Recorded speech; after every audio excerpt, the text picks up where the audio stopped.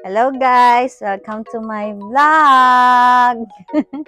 So for today's video, mag-a-unpack naman tayo ng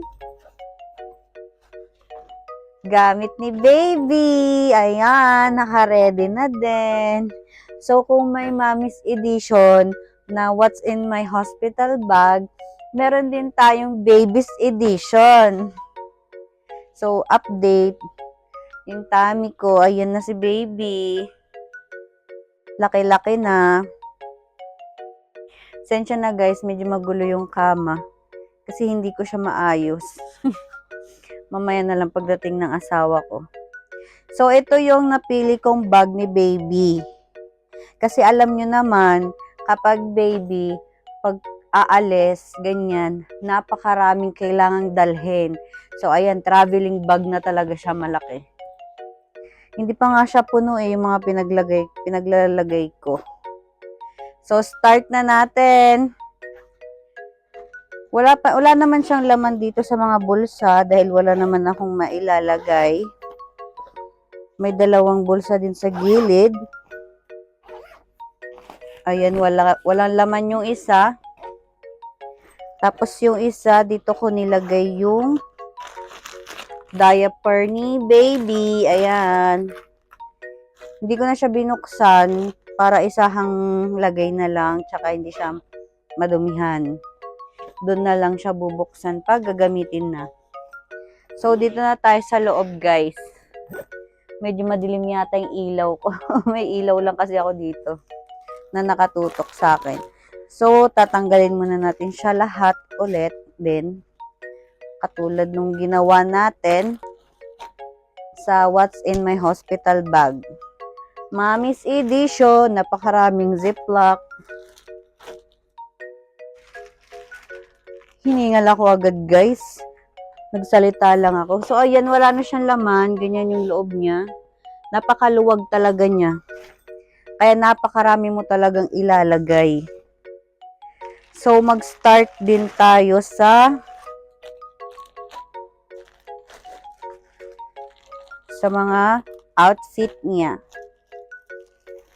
So nag-prepare din ako katulad nung damit ko para kay mommy ng 3 days outfit ni baby plus 1 going home outfit.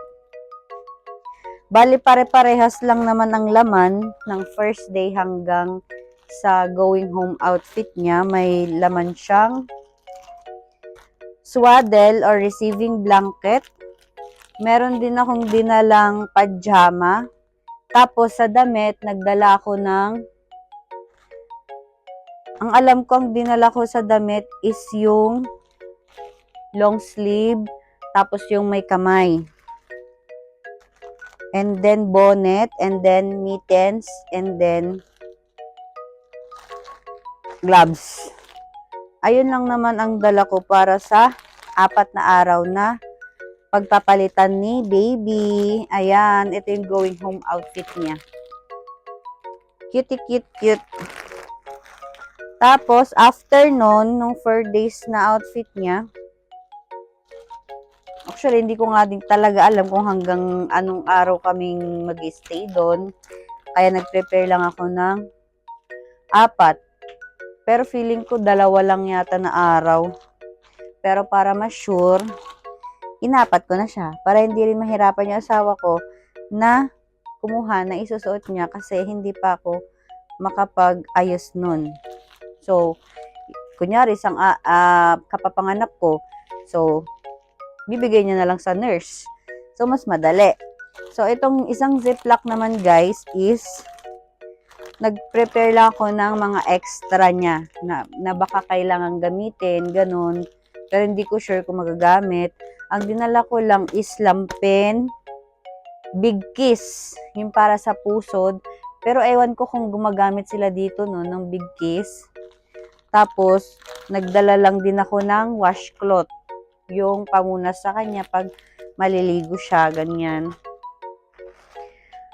Ayun lang. Tapos, ang last naman na is yung mga essential niya. Kung ma-essential si mommy, ma-essential din ang baby.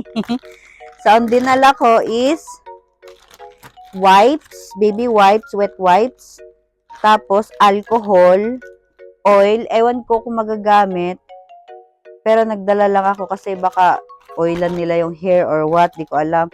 Tapos powder, hindi ko rin alam kung magagamit, pero dinala ko na lang din kasi hindi ko sure.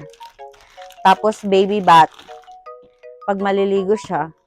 Tapos, nagdala din ako ng yung para sa diaper cream niya. Ayun o, Mustela.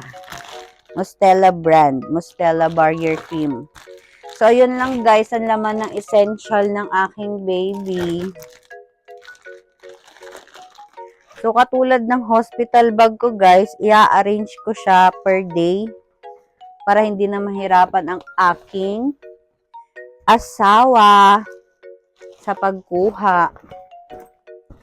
Guys, napaka-excited na lumabas ng baby. Sumasakit ng aking puson, singit, balakang, ganyan. Kaya dapat naka-ready na talaga tong mga to kasi hindi natin alam, 'di ba, na parating na pala siya para hindi na mag-aligaga ang aking asawa. Kasi alam nyo naman, hindi niya alam ang mga kailangang gamitin para sa baby kasi first time daddy din siya.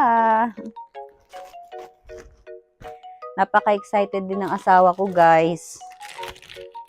Tsaka napaka-supportive talaga niya. Feel na feel ko talaga na love niya kami ng baby niya. So, ayun guys. Susunod natin ito. Ay, nauna yata ito.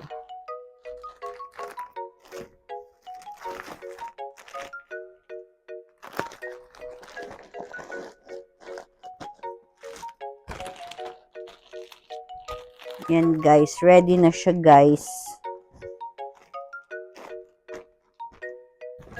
So, kita nyo naman, may space pa siya. Hindi ko lang alam kung ano ilalagay ko dito. Siguro yung adult diaper ko kasi hindi na siya kasya sa hospital bag ko. Tapos yung jacket ko, nagdadala lang kasi ako ng isang jacket ko. Kasi baka, yun nga, malamig sa hospital, ganun. Tapos kasya pa siguro dito yung damit ng asawa ko, ganyan. Kasi syempre, kung kailangan kong magbihis, kailangan niya din magbihis. Para malinis paghahawakan or bubuhatin si baby. Ewan ko guys, kung may kulang ako. Pero kung may kulang ako, pwede naman sigurong takbuhin, bilhin, ganyan. Pero at least naka-ready na to. So, itong mga bag na to is naka-ready na talaga siya dito. So, once na sumakit, isang hugutan na lang namin na itakbo sa sasakyan para pumunta na sa hospital. Or, ang plano ko is stay na siya sa sasakyan namin para if ever na is ako na lang yung itatakbo. Kasi mali mo mag-aligaga yung asawa ko, ganyan. So, hindi ko pa alam kung stay ko dito sa bahay or mas okay na nasa sasakyan na. Pero feeling ko, hindi naman ganun siguro kaya dito na lang sa loob ng bahay. Para at least, kung may kulang, maalala pang ilagay sa bag. So, ayun lang guys. Hiningal ako magsalita. Buntis kasi. So, ayan na si baby. Baby Eliam Iverson. Ang due date ko guys is May 3. Pero feeling ko, mommy instinct, maaga siya. Siguro mga end or second to the last week ng April. So, next week, magto 35 weeks na ako, guys. Tapos, 37 weeks, pwede ka na talagang manganak kasi full term ka na nun. Pero gusto ko kasi talaga is mga malapit sa due date. Parang ganun, end of April, ganyan. So, ayun lang guys. Sana natuwa kayo. So, bye!